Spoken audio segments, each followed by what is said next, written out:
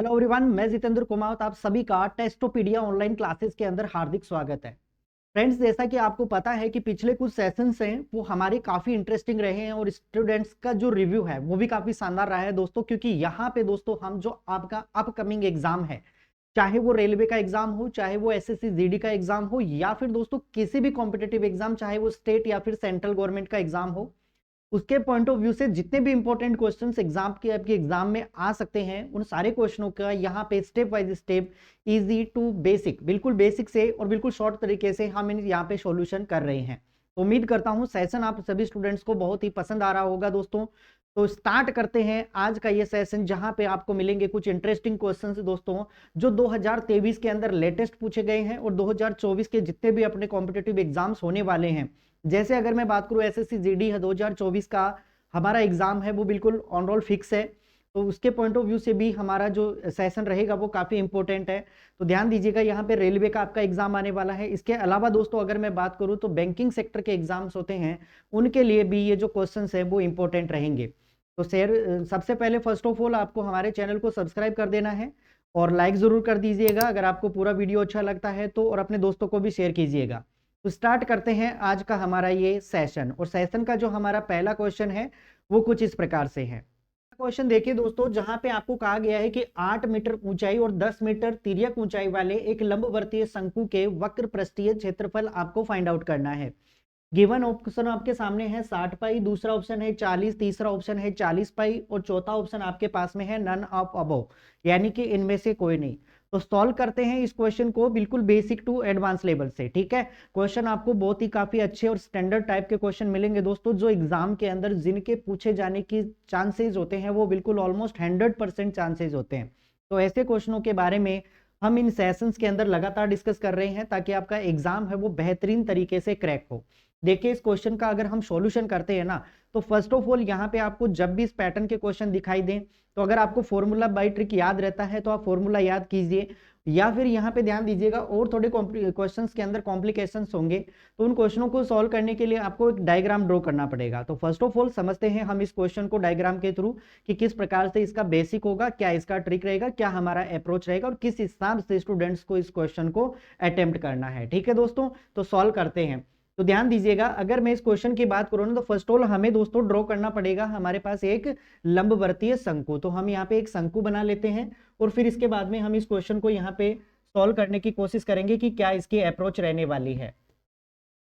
ठीक है दोस्तों, तो ध्यान दीजिएगा, यहाँ पे अगर मैं बात करूँ ना, तो यहाँ पे हम एक शंकु ड्रॉ कर लेते हैं। तो फर्स्ट ऑफ ऑल अगर मैं कहूँ कि ये हमारे पास एक शंकु है और अगर इस शंकु की हमें कुछ मेजरमेंट्स यहाँ पे लिखनी है, तो गिवन ऑप्शन में आपको दिया गया है कि 8 मीटर ऊंचाई, यानी कि इसकी जो हाइट है ना, ये वाली जो हाइट है ना, ये हमारे पास कितनी दी हुई है दोस्तों, 8 मीटर आपको गिवन है। ठीक है ना, ये हमारे पास 8 मीटर आपको गिवन है और फिर इसके बाद में इसकी तिर्यक ऊंचाई, तो ध्यान दीजिएगा ये होता है हमारे पास स्लेंट हाइट। स्लेंट हाइट को हम एल से रिप्रेजेंट करते हैं, तो ये हमारे को कितनी दी गई है दोस्तों, 10 मीटर हमारे को गिवन है।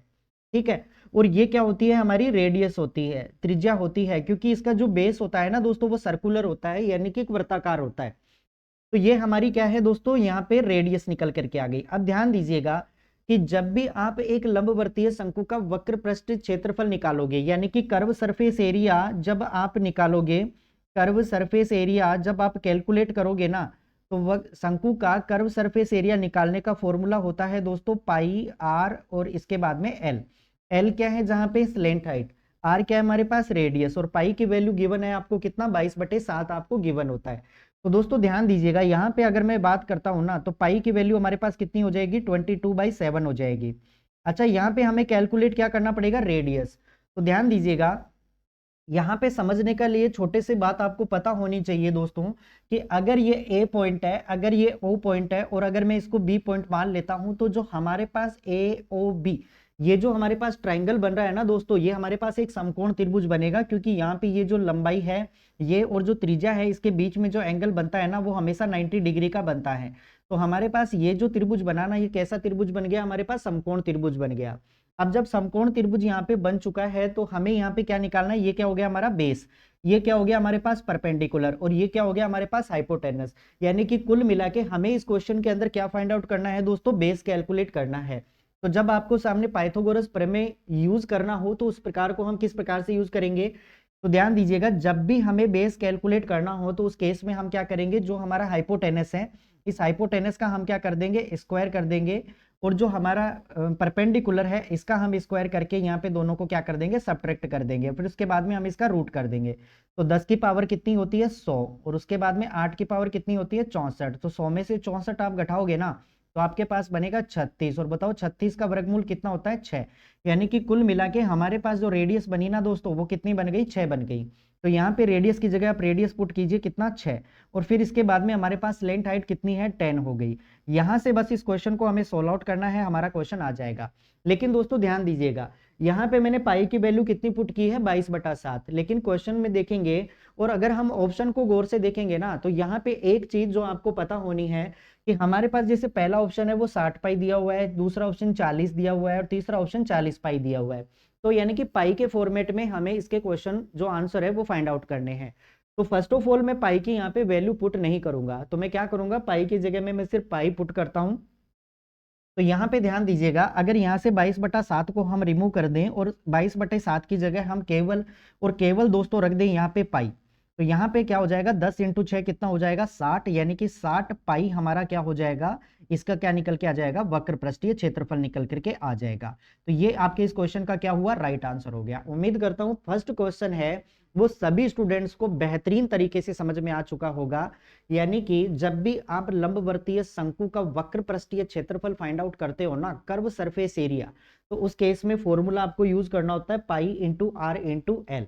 एल क्या है, जहां पे स्लेंट हाइट मतलब तिर्यक ऊंचाई, और यहाँ पे हाइट क्या है, हमारे पास 8 सेंटीमीटर गिवन है, और हमें क्या निकालना है, बेस यानी कि रेडियस की वैल्यू कैलकुलेट करनी पड़ेगी।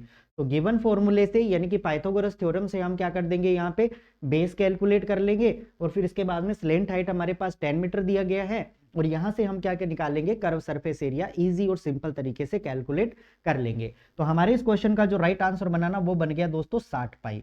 उम्मीद करता हूं फर्स्ट क्वेश्चन सभी स्टूडेंट्स को बेहतरीन तरीके से समझ में आ चुका होगा। सीधा बढ़ते हैं हम अगले क्वेश्चन के ऊपर। नेक्स्ट क्वेश्चन देखो क्या कहा गया है, क्या उसकी डिमांड है, क्या हमारी अप्रोच रहेगी। तो नेक्स्ट क्वेश्चन देखिए, जहां पे आपको कहा गया है कि एक समद्विबाहु त्रिभुज की प्रत्येक समान भुजा की लंबाई और तीसरी भुजा की लंबाई का अनुपात हमारे पास कितना दिया गया है, 3:5। यानी कि एक समद्विबाहु त्रिभुज है जिसकी दो भुजाएं क्या होती है, समान होती है, और उनकी जो समान भुजाएं हैं उसका तो रेशियो है 3, और जो तीसरी असमान भुजा है उसका रेशियो कितना है, 5 दिया हुआ है। यदि त्रिभुज का क्षेत्रफल 30√11 वर्ग मीटर सेंटीमीटर आपको दिया गया है, तो फाइंड आउट करना है कि वो तीसरी भुजा कौन सी होगी। फर्स्ट ऑफ ऑल दोस्तों यहाँ पे आपको समझना पड़ेगा कि एक समबाहु त्रिभुज कौन सा होता है। समबाहु त्रिभुज मतलब एक ऐसा 3 भुजाओं से घिरी हुई वह बंद आकृति जिसकी दो साइड्स क्या होती हैं, इक्वल होती हैं। अगर दो साइड्स इक्वल होंगी तो उन समान साइड के दोनों के एंगल भी क्या होंगे दोस्तों, एक दूसरे के बराबर हो जाएंगे। फर्स्ट ऑफ ऑल आपको ये कंडीशन समझनी पड़ेगी। अब देखिए हम इस क्वेश्चन को डायग्राम से सॉल्व करते हैं और फिर इसका मैं कॉन्सेप्ट बताऊंगा कि किस प्रकार से हम इस क्वेश्चन को इजी और सिंपल तरीके से सॉल्व आउट कर सकते हैं। तो ध्यान दीजिएगा, यहाँ पे अगर हम बात करें ना इस क्वेश्चन के अंदर, तो फर्स्ट ऑफ ऑल हम एक शेप बनाते हैं, किसकी, ट्राइंगल की। ठीक है, तो ट्राइंगल का शेप हम यहाँ पे ड्रॉ कर लेते हैं। तो सपोज दैट ये हमारे पास एक ट्राइंगल बन गया। अब इस ट्राइंगल से हम चीजों को सॉल्व आउट करना सीखेंगे कि क्या क्या हमारी अप्रोच रहेगी। अगर मैं कहूँ कि ये हमारा ए पॉइंट है, ये हमारा बी पॉइंट है और ये हमारा सी पॉइंट है, और मैं अगर मान लूं कि यहाँ पे ए जो बी है, ए बी भुजा और ए सी भुजा है ना, ये एक दूसरे के क्या है दोस्तों, बराबर हैं। ठीक है, अगर हम क्वेश्चन के अंदर ये मान ले कि ए बी और ए सी दोनों भुजाएं एक दूसरे के बराबर है, मतलब ये और ये भुजा आपस में बराबर हैं, तो इसका मतलब दो भुजाएं बराबर है, तो इन दोनों भुजाओं के सामने के जो एंगल्स होंगे ना वो भी एक दूसरे के क्या होंगे दोस्तों, बराबर होंगे। जैसे मैं कहूं कि कोण बी और कोण सी एक दूसरे के क्या हो जाएंगे, बराबर हो जाएंगे। तो लेकिन हमारा क्वेश्चन जो पूछा गया है ना, वो पूछा गया है कि समद्वि भुजाएं। भाई हमने दो भुजाएं तो समान कर दी, अब इसके बाद में और असमान भुजा के बीच में जो रेशियो है ना वो 3:5 है। मुझे बताओ यहाँ पे जो समान भुजाएं हैं वो 3:3 का रेशियो है, मतलब अगर ये 3 मीटर है तो ये भी कितनी होगी, 3 मीटर होगी। और ये जो भुजा है ना, ये किसका रेशियो कितना है, 5 सेंटीमीटर आपको गिवन है क्वेश्चन के अंदर। तो फर्स्ट ऑफ ऑल आप डायग्राम समझ चुके होंगे कि हमारे पास ये जो साइड है ना, जो समान साइड है उसकी मेजरमेंट हमें दी गई है 3-3 सेंटीमीटर, और जो तीसरी भुजा है असमान भुजा उसकी मेजरमेंट हमें दी गई है 5 सेंटीमीटर, यानी कि रेशो में 3:5 दिया गया है। अगर रेशो में हमको 5 अनुपात ये दिया गया है दोस्तों, तो मुझे बताओ क्या यहाँ से इसको मैं 5x और इसको मैं 3x और इसको मैं 3x एज्यूम कर सकता हूँ? यहाँ पे कोई आपको दिक्कत नहीं होनी चाहिए। अब हम बात करते हैं हमारे पास कि जो समद्विबाहु त्रिभुज होता है, ठीक है ना, आइसोस्केल जो ट्रायंगल होता है दोस्तों, उसका एरिया निकालने का फॉर्मूला क्या होता है, हम उस चीज के ऊपर डिस्कस करते हैं और पूरे इस क्वेश्चन को उस फॉर्मेट के अंदर हम क्या करने की, डेवलप करने की कोशिश करते हैं। तो फर्स्ट ऑफ ऑल दोस्तों, अगर यहाँ पे मैं आपसे कहूँ कि बताइए आइसोस्केल जो हमारा ट्रायंगल होता है, आइसोस्केल जो हमारा ट्रायंगल होता है उसका दोस्तों एरिया निकालने का हमारा जो फॉर्मूला होता है ना, वो निकलता है b/4, फिर उसके बाद में 4a² और फिर उसके बाद में -b²। ये हमारे पास क्या होता है, आइसोस्केल जो ट्रायंगल होता है, समद्विबाहु त्रिभुज होता है, उसका एरिया निकालने का क्या होता है, फॉर्मूला होता है। यहाँ पे आप हाइट निकाल करके 1/2 इंटू बेस इंटू हाइट भी इसको बना सकते हो दोस्तों। इट इज नॉट कंपलसरी कि क्वेश्चन वहां से भी सोल्व हो जाएगा, लेकिन अगर आपको डायरेक्ट फॉर्मूला याद है तो आप डायरेक्ट फॉर्मूला यूज करके भी इस क्वेश्चन को इजी और सिंपल तरीके से बना सकते हो। अब ध्यान दीजिएगा, अगर इस क्वेश्चन की हमें कैलकुलेशन करनी है ना, तो फर्स्ट ऑफ ऑल ये वैल्यू हमारे पास किसकी हो जाएगी, ए की वैल्यू हो जाएगी, क्योंकि दोनों भुजाएं हमारे पास समान है, और ये हमारे पास बी की वैल्यू हो जाएगी क्योंकि ये हमारे पास असमान भुजा है। अब यहां से हम वैल्यू पुट करेंगे और आंसर कैलकुलेट करेंगे। तो बी की वैल्यू कितनी है 5x और ए की वैल्यू हमारे पास कितनी है 3x, और ये एरिया है ना, ये हमारे पास बराबर हो जाएगा किसके, 30√11 के बराबर हो जाएगा। तो सॉल्व करना स्टार्ट करते हैं इस क्वेश्चन को। तो ध्यान दीजिएगा, यहाँ पे अगर मैं आपसे कहूँ ना, तो हमें एरिया दिया गया है कितना दोस्तों, क्वेश्चन को देखिए आप, क्वेश्चन में एरिया कितना दिया गया है 30√11। तो यहाँ से हम 30√11 रखेंगे, 30 हमारे पास कितना हो जाएगा 11, ये बराबर है किसके, b/4। b की वैल्यू कितनी है 5x अपॉन कितना दोस्तों 4, फिर उसके बाद में √4 इंटू a², ए की वैल्यू कितनी है 3x, 3x का स्क्वायर कितना होगा भाई 9x², ठीक है, और -b², यानी कि 5x का स्क्वायर तो कितना हो जाएगा ये 25x²। यहां तक उम्मीद करता हूं सभी स्टूडेंट्स को कैलकुलेशन समझ में आ चुकी होंगी। कई बार एग्जाम्स के अंदर दोस्तों ये फॉर्मूला भी पूछ लिया जाता है, तो ये फॉर्मूला है वो थोड़ा ध्यान रखिएगा, क्योंकि जैसे नॉर्मल एग्जाम होती है, जैसे अगर मैं बात करूं इंडियन आर्मी का एग्जाम है, ट्रेड का एग्जाम है, तो वहां पे दोस्तों ये फॉर्मूलेज भी पूछ लिए जाते हैं। तो आप फॉर्मूले को अच्छी तरह से याद रखेंगे तो एग्जाम्स के अंदर बहुत आपको कैलकुलेशन क्या हो जाएगी, कम हो जाएगी। अब मैं यहाँ पे बात करता हूँ, तो अगर मैं यहाँ पे बात करता हूँ ना, तो ध्यान दीजिएगा 30√11 हमारे पास सोल्यूशन इसका हो जाएगा बराबर, ये कितना हो गया हमारे पास 5x/4 हो गया। अब आगे हम सॉल्व आउट करते हैं, तो 9 इंटू 4 कितना हो गया हमारे पास 36x², और फिर उसके बाद में हमारे पास क्या बन गया दोस्तों 36x²। तो यहाँ पे हमारे पास कैलकुलेशन होके निकल के आ गया, और माइनस हमारे पास कितना है 25x²। मुझे बताओ 36x में से अगर आप 25x² कम कर दोगे ना, तो यहाँ पे आपके पास में कितना बनेगा भाई, यहाँ पे कितना बन जाएगा आपके पास में 11, ठीक है, 11x² बन गया। तो क्या मैं इसकी जगह पे 11x² लिख सकता हूँ? तो यहाँ पे ध्यान दीजिएगा, अगर हमने इसको 11x² यहाँ पे बना दिया, तो इसका क्या करना है, हमें अंडर रूट करना है, ठीक है। इस पूरी कैलकुलेशन का जो आउटपुट आपके सामने आया है ना, वो हमारे पास आया है 11x² का रूट। अभी हम इस क्वेश्चन को यहाँ पे सॉल्व आउट करेंगे, तो सॉल्यूशन देखिए किस प्रकार से आप सॉल्व आउट करोगे इस क्वेश्चन को। तो यहाँ पे मैं लिख दूं 30√11, बिल्कुल मैं आपको बेसिक से बता रहा हूँ और मान के चलता हूँ कि आप बिल्कुल बेसिक से इन चीजों को सीख पा रहे हो, ठीक है, बटा 4। अब ध्यान दीजिएगा यहाँ पे 11x² है, तो मुझे बताओ यहाँ पे रूट है वो 11 के ऊपर भी लगेगा और x² के ऊपर भी लगेगा, तो x² से रूट कैंसिल हो जाएगा, मतलब हमारे पास बाहर क्या निकल के आ जाएगा x, ठीक है, और फिर आपके पास अंदर क्या बच जाएगा √11 बच जाएगा। यहां तक फर्स्ट ऑफ ऑल सभी स्टूडेंट्स को क्लियर हो चुकी होंगी। अब ध्यान दीजिएगा यहाँ पे हमारे पास ये सब कुछ क्या हो रहा है, गुणा हो रहा है, तो देखो √11 से तो √11 आपका कैंसिल आउट हो गया, ठीक है। 5 से अगर मैं बात करूं तो ये कितनी बार कैंसिल आउट हो गया, 6 बार। 6 को आप 4 से गुणा करोगे ना और x को x से गुणा करोगे, तो x² की वैल्यू आपके पास कितनी निकल के आ गई 24। तो मुझे बताओ खाली x की वैल्यू कितनी होगी √24, और √24 को मैं 4 इंटू 6 लिख सकता हूँ, यानी कि मैं कह सकता हूँ 2√6 हमारे पास x की वैल्यू कैलकुलेट होके आ गई है। लेकिन हमारा क्वेश्चन का जो आंसर होगा ना वो यहाँ पे नहीं बनेगा, क्योंकि हमने जो तीसरी भुजा मानी है ना वो कितनी मानी है 5x मानी है, तो x की वैल्यू 2√6 है ना, मैं वहां पे पुट करूंगा, ठीक है ना। तो हमारे पास जो थर्ड भुजा है ना वो निकल करके आ जाएगी। तो चलते हैं उस क्वेश्चन के ऊपर।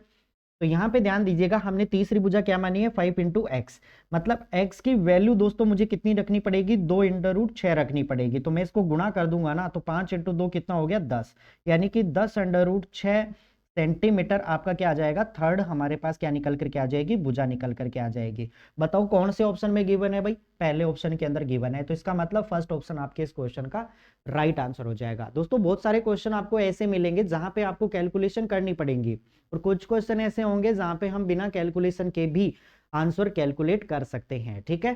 तो ये थोड़ा पॉइंट ध्यान रखना, थोड़ा बेसिक ध्यान रखना, क्योंकि मेंसुरेशन के अंदर बहुत सारे क्वेश्चन कॉम्प्लिकेशन क्वेश्चन ऐसे बनेंगे जहां पे आपको वर्क करना पड़ेगा, कैलकुलेशन करनी पड़ेगी।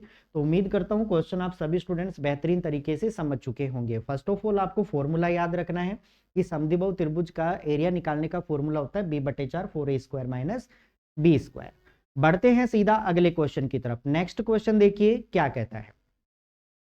अगला क्वेश्चन देखेंगे दोस्तों, अगला क्वेश्चन आपके सामने गिवन है नंबर सिस्टम का। बहुत गजब और शानदार क्वेश्चन है दोस्तों, एग्जाम के अंदर पूछा जा चुका है, और इन फ्यूचर 2024 के अंदर जितने भी आपके कॉम्पिटिटिव एग्जाम्स होने वाले हैं, उन एग्जाम्स के अंदर भी इस पैटर्न के क्वेश्चन है वो डेफिनेटली बन के आएंगे। क्वेश्चन कह रहा है कि 6 अंकों की एक संख्या है, वो 33 से विभाजित है।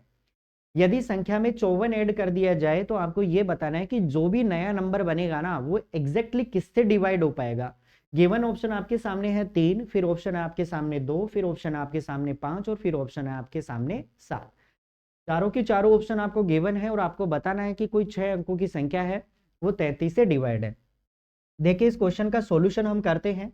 क्या हमारी अप्रोच रहेगी, क्या स्टूडेंट्स की अप्रोच रहती है, अप टू मेंस लेवल तक ये क्वेश्चन पूछा जा चुका है सेम पैटर्न का। जरूरी नहीं है क्वेश्चन यही हो, 33 की जगह कोई भी वैल्यू गिवन हो सकती है, लेकिन क्वेश्चन को करने का जो हमारा तरीका है ना, वो सबसे ज्यादा मायने रखता है। अभी ध्यान दीजिएगा, इस क्वेश्चन को करते हैं कि 6 डिजिट कोई नंबर है। मैं मान लेता हूं कि ये हमारे पास first, second, third, fourth, 5 and 6, ये कोई 6 अंकों की एक संख्या है, और ये संख्या कंप्लीटली डिवाइड है दोस्तों किससे, 33 से। अब हमारे को आगे क्वेश्चन में ये कहा गया है कि इस क्वेश्चन के अंदर दोस्तों अगर आप 54 और ऐड कर देते हो ना, तो अब आपको बताना है कि ये जो कंप्लीट नंबर है ना, वो गिवन ऑप्शन में किस से डिवाइड हो पाएगा, किससे एग्जैक्टली डिवाइड हो पाएगा। तो फर्स्ट ऑफ ऑल दोस्तों आप ये समझो कि अगर यहाँ पे मैंने 33 लिखा है ना, तो मुझे बताओ ये जो 33 है ना, इस 33 के क्या फैक्टर बन के आएंगे। तो इस 33 को मैं 3 इंटू 11 लिख सकता हूं, ठीक है ना। इसका मतलब ये जो 6 अंकों की संख्या है ना, वो एग्जैक्टली 3 से भी डिवाइड है और एग्जैक्टली 11 से भी डिवाइड है। अब आगे जो नंबर होगा, अगर मैं उसको ऐड कर देता हूं ना, तो ये चीज ध्यान रखिएगा, जो भी हमें आउटपुट मिलेगा वो नंबर 100% 3 से और 11 से डिविजिबल हो पाएगा। तो अब हम ध्यान है, हमें पता है कि 3 से डिविजिबिलिटी का रूल क्या कहता है कि कोई भी नंबर हो, अगर उसके डिजिट का सम 3 से डिविजिबल हो पाता है, इट मींस वो कंप्लीट नंबर किससे डिवाइड हो पाएगा, 3 से। ऐसे ही अगर मैं 11 से डिविजिबिलिटी का रूल कहूं, तो वहां पे ध्यान दीजिएगा कि जो हमारा इवन प्लेस पे जितने भी नंबर हैं और ऑड प्लेस के ऊपर जितने भी नंबर हैं, इन दोनों के सम का डिफरेंस ऑलवेज, अगर आपके पास में 0 या क्यों 11 का मल्टीपल आता है, तो वह नंबर कंप्लीट किससे डिवाइड हो पाता है, 11 से डिवाइड हो पाता है। तो मैं बड़े नंबर पे काम नहीं करूंगा, मैं करूंगा छोटे नंबर पे काम। तो हमारे पास छोटा नंबर क्या दिख रहा है, 3। तो अभी ध्यान दीजिएगा, अगर मैं इन दोनों नंबरों को ऐड कर दूं कि अगर 54 का अगर मैं डिजिट सम निकालूंगा ना, तो यहाँ पे जो डिजिट सम हो जाएगा ना, वो आपके पास में बनेगा 5 + 4। तो 5 और 4 कितना होता है दोस्तों, 9। इसका मतलब ये जो 9 नंबर है ना, वो एग्जैक्टली स्मॉलेस्ट नंबर किससे डिवाइड हो पाएगा, 3 से डिवाइड हो पाएगा। तो सीधा हमारे इस क्वेश्चन का राइट आंसर क्या बना, ऑप्शन नंबर ए बन गया।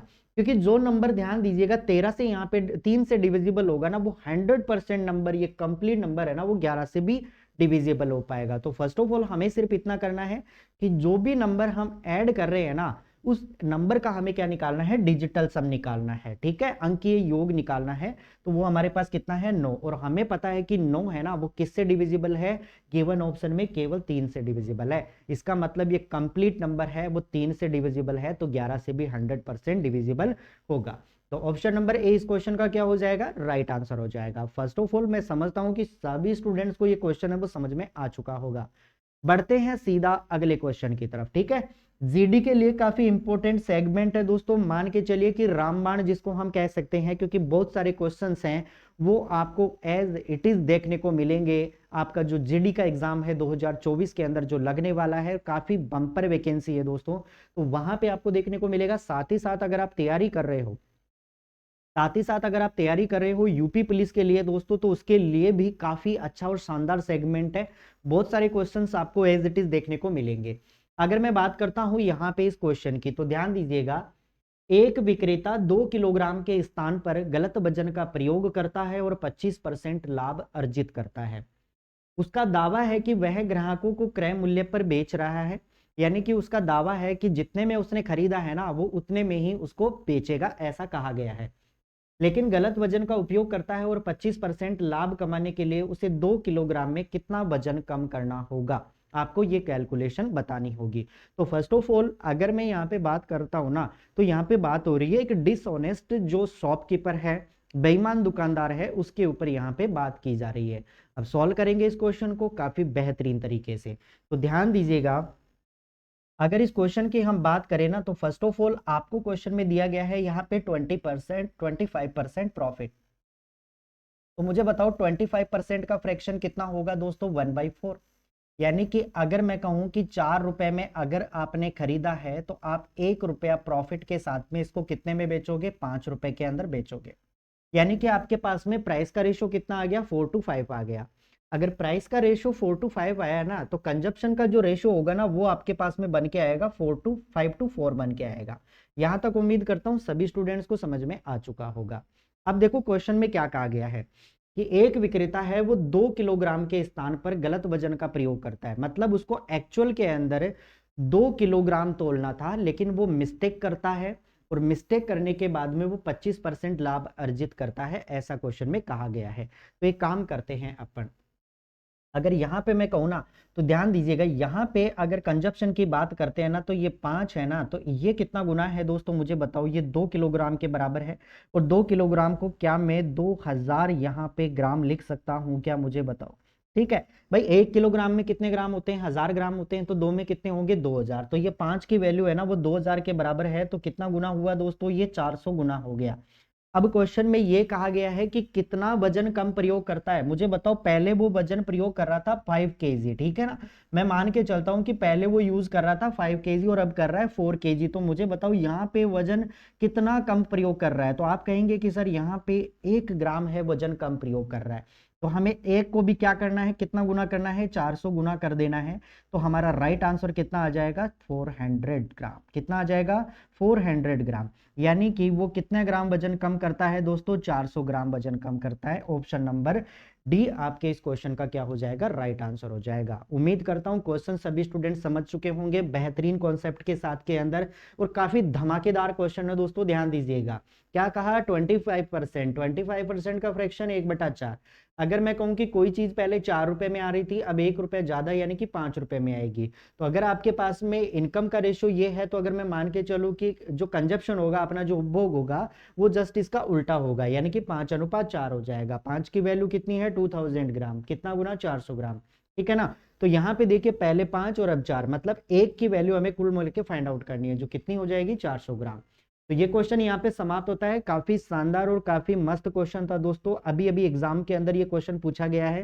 तो नए पैटर्न के क्वेश्चन है वो आपको यहाँ पे देखने को मिलेंगे।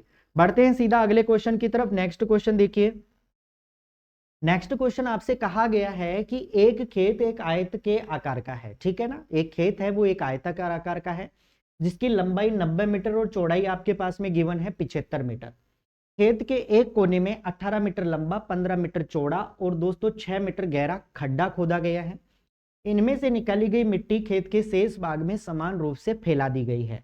तो खेत के स्तर में कितना परसेंट, यानी कि कितना आपके इंप्रूवमेंट हो जाएगा। गिवन ऑप्शन है 28 सेंटीमीटर, 24 सेंटीमीटर, 25 सेंटीमीटर या फिर 27 सेंटीमीटर।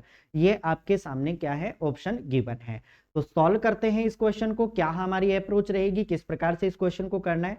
दोस्तों ध्यान दीजिएगा, जब भी इस पैटर्न के क्वेश्चन दिखाई देना, कोशिश कीजिए आप डायग्राम का सहारा लें, क्योंकि डायग्राम से मैक्सिमम आपके इश्यूज है वो क्या हो जाएंगे, फिनिश हो जाएंगे। सॉल्व करते हैं इस क्वेश्चन को, क्या देखें किस प्रकार से करेंगे। सबसे पहले एक आयताकार खेत बनाते हैं हम, ठीक है। तो मैं इसको सीधो अगले पेज के ऊपर लेकर चलता हूं। अब ध्यान दीजिएगा, यहाँ पे हम एक आयत की रचना करते हैं, क्योंकि इस चीज से आप बेटर समझ पाओगे इस चीज को। ये हमारे पास एक आयताकार क्या है, खेत है, ठीक है। यहाँ तक सभी स्टूडेंट्स को समझ में आ चुका होगा। और इसकी मेजरमेंट भी हमें क्वेश्चन के अंदर दी गई है, जिसको हम अभी अभी क्या कर लेंगे, पुट आउट कर लेंगे। अब ध्यान दीजिएगा, नेक्स्ट पॉइंट पे आपसे कहा गया है कि इसके अंदर दोस्तों एक खड्डा खोदा गया है, ठीक है। और खड्डा कैसा है, यानी कि हम मान लेते हैं जिसकी लंबाई भी होगी, चौड़ाई भी होगी और हाइट भी होगी। तो मैं एक 3D शेप ले लेता हूँ यहाँ पे।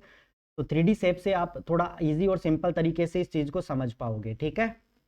तो यहाँ पे हम एक 3D शेप ड्रॉ कर लेते हैं। तो मैं मान लेता हूँ कि ये हमारे पास एक गड्ढा खोदेंगे अपन, ठीक है। यहाँ तक बातें सभी स्टूडेंट्स को समझ में आ चुकी है। अब ध्यान दीजिएगा, यहाँ पे हमने ड्रॉ कर लिया। अब हम सीधा यहाँ पे क्या करेंगे, मेजरमेंट पुट करेंगे, ठीक है। यानी कि ये हमारे पास एक आयताकार मैदान है, जिसको मैं नाम दे देता हूँ, ये ए पॉइंट है, ये बी पॉइंट है, ये सी पॉइंट है और ये डी पॉइंट है। ये हमारे पास पूरा की पूरा एक रेक्टेंगल क्या है, खेत है, एरिया है। अब इसमें क्या कर दिया है हमने, एक खड्डा खोदा गया है, ठीक है ना। और यहाँ पे जो मिट्टी है ना, उसको हमने फैलाना है। अब ध्यान दीजिएगा, जो मिट्टी फैलेगी ना, वो कहाँ से कहाँ तक फैलेगी, समझने की बात यही है। तो मिट्टी फैलेगी ना, वो इस एरिया में नहीं फैलेगी, हमें फैलाना है सिर्फ इस एरिया के अंदर। तो मैं एक काम करता हूँ, अगर मुझे इस टोटल का एरिया पता चल जाए, अगर इस टोटल का एरिया पता चल जाए, तो इसका वॉल्यूम में से इसका एरिया में कम करके ये वाला एरिया है ना, वो कैलकुलेट कर सकता हूँ, ठीक है। इजी तरीके से मेरी बात आप समझ चुके होंगे। तो फर्स्ट ऑफ ऑल मैं इसकी मेजरमेंट लिखता हूँ, फिर इसकी कैलकुलेशन हम यहाँ पे सॉल्व आउट करेंगे। तो ध्यान दीजिएगा, क्वेश्चन में आपको दिया गया है कि एक खेत है, आयत के आकार का है, जिसकी लंबाई 90 मीटर है और चौड़ाई हमारे पास कितनी है, 75 मीटर है। यानी कि लेंथ आपके पास में 90 और चौड़ाई आपके पास में 75 है। तो लिख लेते हैं अपन यहाँ पे, ये हमारे पास कितना है 90 मीटर का, और ये हमारे पास कितना है 75 मीटर का, ठीक है। यहां तक बातें सभी स्टूडेंट को समझ में आ चुकी है। अब हम एक गड्ढा खोदेंगे, गड्ढा ये वाला गड्ढा खोदेंगे, ठीक है ना। इस गड्ढे की हमारे को क्या क्या मेजरमेंट दी गई है, कोने के अंदर एक 18 मीटर तो लंबा है, 15 मीटर चौड़ा है और 6 मीटर क्या है, गहरा हमारे पास एक खड्डा खोदा गया है। 18 मीटर क्या है, लंबा, 15 मीटर क्या है, चौड़ा और 6 मीटर क्या है, गहरा। तो हम यहाँ पे लिख लेते हैं इसको भी, 18 मीटर, ठीक है ना। यहां से यहां तक की अगर मैं कहूँ ना, तो ये हमारे पास 18 मीटर तो क्या है, लंबा है। और अगर मैं इसकी डेप्थ की बात करूँ ना, तो 15 मीटर हमारे पास इसकी क्या है, मतलब चौड़ाई है, ठीक है ना। तो 15 मीटर इसकी क्या है, हम चौड़ाई लिख देते हैं। और हमारे पास जो गहराई है ना, जो गहराई है हमारे पास, यानी कि इसकी जो डेप्थ है ना, वो कितनी दी गई है, 6 मीटर हमारे को गिवन है। अब हम इस क्वेश्चन को सॉल्व करना स्टार्ट करते हैं। तो ध्यान दीजिएगा, फर्स्ट ऑफ ऑल अगर मैं यहाँ पे बात करूँ, तो ये जो कंप्लीट हमारे को रेक्टेंगल दिया गया है ना, इसका हम एरिया कैलकुलेट कर लेते हैं, ठीक है ना। तो एरिया ऑफ रेक्टेंगल यहाँ पे हम कैलकुलेट करेंगे, एरिया ऑफ रेक्टेंगल, पूरे की मैं बात कर रहा हूँ यहाँ पे, पूरा रेक्टेंगल जो हमारे पास है ABCD, अगर इस पूरे का हम एरिया कैलकुलेट करते हैं ना दोस्तों, तो हमें पता है कि रेक्टेंगल का एरिया क्या होता है, लंबाई इंटू चौड़ाई। तो यहाँ से अगर मैं बात करूँ ना, तो लंबाई हमारे पास कितनी है, 90 इंटू हमारे पास चौड़ाई कितनी है, 75 मीटर। टोटल ओवरऑल वैल्यू निकालूंगा तो 9 पंजे कितना होता है, 45, बच गया 4, 9 7 63 और 4 कितना होता है, 67। यानी कि 6750 वर्ग मीटर हमारे पास क्या निकल करके आ गया दोस्तों। इस पूरे ABCD जो एरिया है ना, हमारे पास जो खेत है, इसका हमारे पास क्या निकल के आ गया, एरिया निकल करके आ गया, ठीक है। यहां तक बातें सभी स्टूडेंट्स को समझ में आ चुकी होंगी। अभी हम एक काम करते हैं, अगर मुझे दोस्तों यहाँ पे पता चल जाए, अगर मुझे पता चल जाए कि ये जो हमने गड्ढा खोदा है ना, इस गड्ढे का मुझे क्या निकालना है, एरिया निकालना है, ठीक है ना। तो उसके बाद में हमारे पास जो शेष बचेगा, वो शेष बचेगा, उसका हम क्या कर देंगे, इस पूरे के अंदर इसको क्या कर देंगे, फैला देंगे, ठीक है ना। इस पूरे के अंदर पूरा मतलब ये वाला पार्ट हमारे पास फैलाया जाएगा। भाई मिट्टी है वो इसी एरिया में तो फैलाई जाएंगी। अभी ध्यान दीजिएगा, यहाँ पे हम इस क्वेश्चन को सॉल्व करते हैं। तो यहाँ पे अगर मैं कहूँ कि ये जो हमारे पास एक गड्ढा खोदा गया है, इसका हम क्या निकालेंगे, एरिया कैलकुलेट करेंगे, ठीक है ना।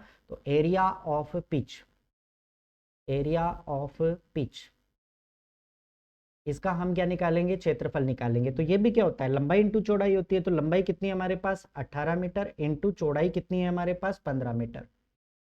यहां से जब हम इसको गुणा करेंगे तो 18 पंजे 90 बच गया 9, 18 और 9 हमारे पास कितना हो गया भाई 27, यानी कि 270 हमारे पास क्या निकल करके आ गया, वर्ग मीटर सेंटीमीटर जो भी है ना, ये हमारे पास इसका एरिया निकल करके आ जाएगा। ठीक है, अब मैं इस एरिया में से इस एरिया को क्या कर दूंगा भाई, सब्ट्रैक्ट कर दूंगा, घटा दूंगा। अब जब मैं इसको घटाऊंगा ना इसके अंदर से, तो रिमेनिंग पार्ट का जो एरिया है ना हमारे पास, रिमेनिंग पार्ट का जो एरिया है ना हमारे पास, वो कितना हो जाएगा भाई 6750 है। इसमें से मैं अगर 270 कम कर दूंगा तो ये कितना बचेगा हमारे पास, 0, 15 में से 7 गया 8, 6 में से 2 गया 4, और ये कितना बनेगा 6, यानी कि 6480 स्क्वायर वर्ग मीटर हमारे पास क्या बन जाएगा, इसका एरिया हमारे पास बच के आ जाएगा। तो यहाँ पे ध्यान दीजिएगा, अगर मैं इसका वॉल्यूम कैलकुलेट कर लूँ, ठीक है ना, तो वॉल्यूम ऑफ, अगर हम यहाँ पे कैलकुलेट कर ले वॉल्यूम ऑफ पिट, तो यहाँ पे ध्यान दीजिएगा, ये होता है लंबाई इंटू चौड़ाई इंटू ऊंचाई, जिसको मैं कह सकता हूँ 18 इंटू 15 इंटू हमारे पास कितना हो जाएगा 6। तो इसको मैं लिख सकता हूँ 18 इंटू 15 छिके 90।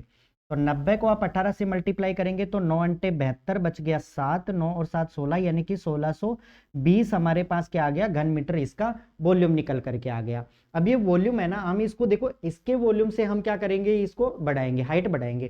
तो यहाँ पे अगर मैं रिक्वायर्ड निकालू ना, तो रिक्वायर्ड हमारा जो आंसर होगा ना वो क्या निकल करके आ जाएगा दोस्तों, कि हमने यहाँ पे कैलकुलेट किया 1620, ये हमारे पास बराबर हो जाएगा किसके, 6480 जो हमारा एरिया था इंटू ये हाइट हो जाएगी।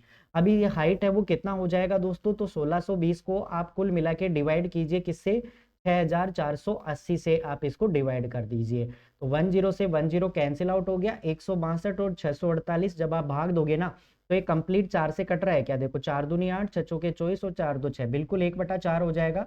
ये दोनों वैल्यूज 4 से कंप्लीट डिवाइड हो जाएंगी तो 1/4 मीटर हो जाएगा। अब हमें क्वेश्चन में देखो क्या पूछा गया है, क्वेश्चन में बात करूँ ना, तो मुझे सारे के सारे जो गिवन ऑप्शन है ना वो किस में दिए गए हैं, सेंटीमीटर में। तो आपको पता है कि 1 मीटर होता है ना, अगर मैं उसको सेंटीमीटर में कन्वर्ट करता हूँ ना, तो मुझे क्या करना पड़ेगा, 100 से इसको मल्टीप्लाई करना पड़ेगा। तो जब मैं इसको 100 से मल्टीप्लाई करूंगा ना, तो ये हमारे पास कितना हो जाएगा, 25 सेंटीमीटर। कितना हो जाएगा भाई, 25 सेंटीमीटर। तो ये आपके इस क्वेश्चन का क्या हुआ, राइट आंसर हो गया। तो उम्मीद करता हूँ क्वेश्चन सभी स्टूडेंट्स को समझ में आ चुका होगा। थोड़ा कैलकुलेटिव क्वेश्चन है दोस्तों, लेकिन एक बार जब आप थोड़ा कैलकुलेशन करोगे ना, तो उसके बाद में ये चीजें आपको है थोड़ा सिंपल लगने लग जाएंगे। ठीक है, तो ये आपके इस क्वेश्चन का क्या था, सॉल्यूशन था, इजी और सिंपल तरीके से, जहां पे आप बिल्कुल बेसिक फाउंडेशन के साथ में इस क्वेश्चन को बना सकते हो। तो यहाँ पे देखिए ये पिट नहीं होगा, ये PIT होगा। ठीक है, तो यहाँ पे मैं इसको लिख देता हूँ भाई, खड्डा होता है ना उसको पिट बोला जाता है। ठीक है, तो यहाँ पे ये क्वेश्चन फिनिश हुआ, तो हम इस ऑप्शन का टिक मार्क करते हैं कि हमारा राइट आंसर कितना बना भाई, 25 सेंटीमीटर हमारे इस क्वेश्चन का राइट आंसर बन गया। बढ़ते हैं सीधा अगले क्वेश्चन की तरफ। उम्मीद करता हूं दोस्तों क्वेश्चन समझ में आ चुका होगा। एक बार और समझिए हम कि यहाँ पे लेंथ हमें दी गई है 90 मीटर, चौड़ाई हमें दी गई है 75। तो कुल मिला के हमें क्या करना पड़ेगा, ये जो हमने गड्ढा खोदा है ना, ये कितनी ऊंचाई तक आएगा, तो ये मिट्टी है वो कुछ हद तक यहाँ पे ऊपर आ जाएगी।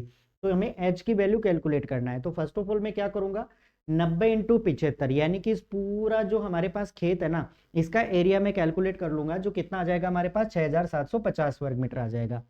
फिर उसके बाद में ध्यान दीजिएगा, हमने ये जो गड्ढा खोदा है ना, इस गड्ढे का मुझे क्या निकालना पड़ेगा, एरिया कैलकुलेट करना पड़ेगा। एरिया क्या होता है, लंबाई इंटू चौड़ाई। तो 18 इंटू 15 यानी कि 270 वर्ग मीटर हमारे पास ये एरिया आ जाएगा। अब अगर इस पूरे एरिया में से अगर मैं इस गड्ढे का एरिया कम कर दूं ना, तो मेरे पास एरिया जो निकल कर आएगा ना, वो केवल इस खाली पार्ट का आएगा जहां पे ये मिट्टी डालनी है। ठीक है ना, तो यहाँ पे 6750 में से अगर 270 मैंने कम कर दिया ना, तो 6480 वर्ग मीटर, ये हमारे पास वो क्षेत्र बचेगा जहां पे हमें मिट्टी क्या करनी है, डालनी है। अब मिट्टी कितना ऊपर आएगी दोस्तों, तो इसके लिए मुझे क्या करना पड़ेगा, तो यहाँ पे ध्यान दीजिएगा, इसका वॉल्यूम कितना होगा हमारे पास, 18 इंटू 15 इंटू 6, यानी कि 1620 हमारे पास इसका वॉल्यूम निकल करके आ जाएगा। इस वॉल्यूम को मुझे बराबर करना पड़ेगा, इसके वॉल्यूम के बराबर करना पड़ेगा। तो 90 इंटू 75 इंटू एच क्या हो जाएगा हमारे पास, इसका वॉल्यूम हो जाएगा। तो एच की वैल्यू जब हम कैलकुलेट कर रहे होंगे ना, तो आपका जो आंसर है ना वो बिल्कुल पहुंचेगा 25 सेंटीमीटर की तरफ, यानी कि 1/4 मीटर, 1/4 मीटर को आप लिख सकते हो 25 सेंटीमीटर। तो क्वेश्चन यहाँ पे समाप्त होता है। काफी गजब और शानदार क्वेश्चन था दोस्तों, कैलकुलेटिव क्वेश्चन था। बढ़ते हैं सीधे अगले क्वेश्चन की तरफ। अगला क्वेश्चन आपके सामने है, एक ट्रिग्नोमेट्री का क्वेश्चन है, कि जहां पे आपको कहा गया है कि find the value of 16 sec square A minus 16 tan square A की वैल्यू आपको फाइंड आउट करनी है। अब दोस्तों ट्रिग्नोमेट्री के जब हम क्वेश्चन सोल्व करते हैं ना, तो या तो आप बेसिक जो अप्रोच होती है उनको आप अप्लाई करें, या फिर put the value and get the answer से भी आप इस क्वेश्चन को इजी और सिंपल तरीके से निकाल सकते हो। कैसे, ध्यान दीजिएगा। हमें क्वेश्चन दिया गया है 16 सेक स्क्वायर ए, और फिर इसके बाद में -16 tan स्क्वायर हमारे पास ए की वैल्यू दी गई है। अगर दोस्तों यहाँ पे ए की वैल्यू में रख लेता हूं सपोज दैट 45 डिग्री, अगर ए की वैल्यू हम 45 डिग्री यहाँ पे पुट कर लेते हैं ना, तो मुझे बताओ सेक 45 डिग्री की वैल्यू कितनी होती है। तो सेक 45 की वैल्यू पहले तो हमारे पास होती है √2, और √2 की जब आप स्क्वायर करोगे ना तो आपके पास में बन जाएगा 2। तो फर्स्ट ऑफ ऑल अगर यहाँ पे मैं कहना चाहूँ ना, तो अगर मैं कहूँ कि यहाँ पे सेक स्क्वायर जो हमारे पास ए बना है और ए की वैल्यू कितनी ली है हमने 45, तो इसको मैं क्या लिख सकता हूँ √2, √2 का स्क्वायर कितना होता है 2। ऐसे ही दोस्तों अगर मैं कहूँ कि हमारे पास tan स्क्वायर 45 डिग्री की वैल्यू क्या होती है, तो ध्यान दीजिएगा सबसे पहले तो tan 45 डिग्री कितनी होती है 1, 1 का स्क्वायर करेंगे तो कितना आएगा 1। बस इन दो चीजों को आपको ध्यान में रखना है और इससे आपका इस क्वेश्चन है ना वो निकल करके आ जाएगा। तो मैं अप्लाई करता हूँ इस क्वेश्चन के अंदर, तो ध्यान दीजिएगा यहाँ पे अगर मैं कहूँ तो 16 सेक स्क्वायर है जिसकी वैल्यू हमारे पास कितनी है 2, तो मैं इसको 2 से गुना कर दूंगा, माइनस फिर उसके बाद में 16 इंटू tan स्क्वायर है, tan स्क्वायर की वैल्यू कितनी हमारे पास 1, तो इसे 1 से गुना कर दूंगा। 16 इंटू 2 कितना हुआ हमारे पास 32, माइनस 16 को 1 से गुना किया 16, 32 में से 16 घटाया तो रिक्वायर्ड आंसर कितना आ गया हमारे पास 16। ये आपके इस क्वेश्चन का क्या हुआ राइट आंसर, जो ऑप्शन नंबर सी के अंदर आपको गिवन है। तो आप इस प्रकार से दोस्तों थीटा की वैल्यू कुछ भी रख करके आप इस क्वेश्चन को इजी और सिंपल तरीके से बना सकते हो। बाकी बेसिक आप यूज करना चाहो ना तो इस क्वेश्चन का बेसिक भी कर सकते हो। भाई सेक स्क्वायर ए है जिसको हम क्या लिख सकते हैं, भाई सेक किसका उल्टा होता है कोस का, तो इसको मैं क्या लिख सकता हूँ 1/cos स्क्वायर ए। और यहाँ पे tan स्क्वायर ए है ना, इसको हम लिख सकते हैं sin स्क्वायर ए अपॉन cos स्क्वायर ए। तो उससे भी आप इस क्वेश्चन का रिजल्ट है ना बिल्कुल 16 ही फाइंड आउट करोगे। ठीक है दोस्तों, क्वेश्चन यहाँ पे समाप्त हुआ। बढ़ते हैं सीधा अगले क्वेश्चन की तरफ। नेक्स्ट क्वेश्चन देखिए, नेक्स्ट क्वेश्चन आपके सामने दिया गया है कि यदि a b से 7 अधिक है, b c से 16 अधिक है और a plus b plus c given है आपको 255, तो आपको बताना है 3a plus C plus 4c का b का मान कितना होगा, और ये आपके सामने गिवन ऑप्शन है। सॉल्व करते हैं इस क्वेश्चन को। फर्स्ट ऑफ ऑल देखिए यहाँ पे 3 वेरिएबल्स आपको दिए गए हैं, एक नंबर है आपके पास में a और एक नंबर है आपके पास में b और एक गिवन नंबर है आपके सामने c। तो 3 वैल्यूज आपके सामने गिवन है। हमें देखो a को b से ज्यादा है और b का c से ज्यादा है, कुल मिला के c का हमें गायब है। तो मैं मान लेता हूं कि c का अगर x है तो b का क्या होगा, b c से 16 अधिक है, तो इसका मतलब x से कितना ज्यादा है 16 ज्यादा है। ऐसे ही अगर a की बात करो ना तो a b से 7 अधिक है, अगर b की वैल्यू x प्लस 16 है तो मुझे बताओ 16 से 7 अधिक यानी कि x प्लस 23 हमारे पास a की वैल्यू हो जाएगी। ठीक है, अब तीनों वैल्यू का हमें क्या करना है सम करना है। तो फर्स्ट ऑफ ऑल अगर मैं कहूं कि हमें क्वेश्चन के अंदर a प्लस बी प्लस सी हमें क्वेश्चन के अंदर कितना गया है 255 गिवन है, तो मुझे बताओ यहाँ पे अगर a प्लस बी प्लस सी करूंगा ना तो ये क्या हो जाएगा हमारे पास 3x प्लस ये कितना हो जाएगा हमारे पास 6 और 3 9 और 2 और 3 यानी कि 39, ये बराबर किसके होगा 255 के। मुझे खाली 3x की वैल्यू चाहिए तो 39 इसमें से कम कर देंगे तो ये कितना हो जाएगा हमारे पास 216।